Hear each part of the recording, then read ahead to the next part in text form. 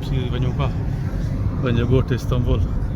सो हीअ राति जो टाइम आहे, तक़रीबन 2 खनि थिया आहिनि। सो जो जेका शटल सर्विस आहे एयरपोर्ट जी उहा 24 आवर्स जी कान्हे।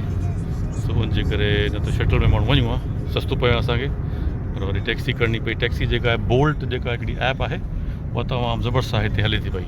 जॾहिं बि तव्हां हिते अचो बाकू में त बोल्ट जेका आहे उहा तव्हां ज़रूरु इंस्टॉल कजो हिते अची करे। मूं उतां कई हुई इस्तांबुल मां, पर उतां बोल्ट कान थी सघी। हीअ थी वई जेका ऊबर थी वई, पर बोल्ट नथी थी। सो इहो हाल वाल आहे। सो हाणे वञूं पिया वापसि एयरपोर्ट। तक़रीबन शहर खां 7 मनात असांजो आयो आहे हुन में सिस्टम में। बोल्ट मुंहिंजो ॿियो दोस्त आहे, हुन खे कराइणी आहे। सो इहो नंढो सो हाल वाल आहे। सो हाणे वञूं पिया पंहिंजे ॻोठ। सो दुआ में यादि कजो। अस्सलामु वालेकुम। सो साईं बाकू अथव। सो बाकू जी हिकिड़ी जॻह तमामु ॾाढी मूंखे शइ वणी। हूअं त इस्तांबुल ज़ोर आहे हर लिहाज़ खां, पर जेका हिकिड़ी शइ बाकू जेका ॾाढी मूंखे वणी, राति जो हिते जेका लाइटिंग कंदा आहिनि बिल्डिंग जी, ॾाढो आलिशान कंदा आहिनि। सो ॾाढो उन महिल बाकू ॾाढो सुहिणो ॾिसण में ईंदो आहे, सम्झो। सो इहा हिकिड़ी शइ त मुंहिंजो तव्हांखे ॿुधायां, राति जो बाकू ॾिसणु वटां राति जो।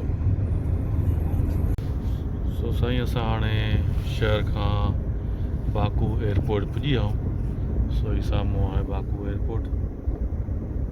मुंहिंजी ॻाल्हि में असांखे 20-25 मिंट लॻी विया हिते शहर खां हिते बाकू एयरपोर्ट ताईं। बोल्ट जेका ऐप आहे उहा असांजे दोस्त हुन मां असांखे टैक्सी कराए ॾिनी। तक़रीबन 7 मनात जो बिल असांजो ठहंदो ऐं हलंदुसि त 7 मनात हुनखे ॾींदुसि।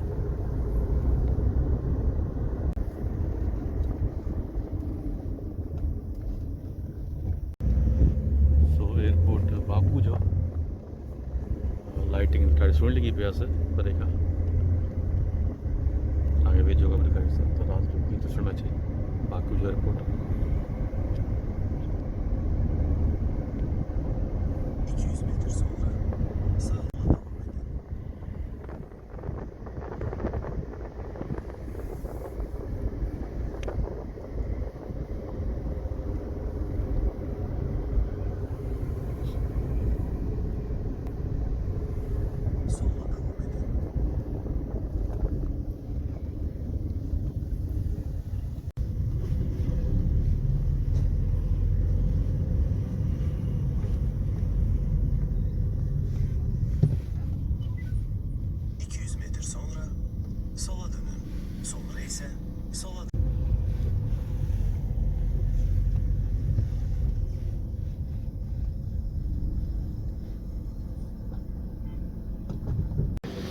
सो साईं हीअ आहे बाकू जो एयरपोर्ट, सम्झो। ऐं राति जो ॾाढो सुहिणो ॾिसण में ईंदो आहे। बसि वरी बि तव्हांखे चवां थो हिते उहा जेका आहे शटल सर्विस नथी अचे राति जो। सो बोल्ट हलंदी आहे। सो इहो सर हाल वाल आहे।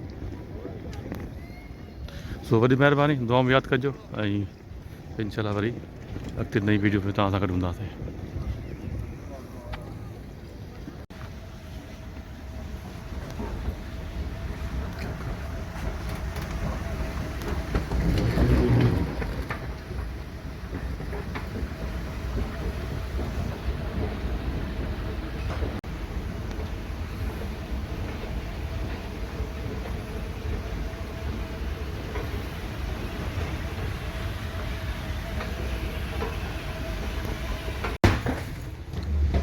सो साईं असांजी वापसी आहे हाणे इस्तांबुल जा आज़रबाईजान बाकू मां।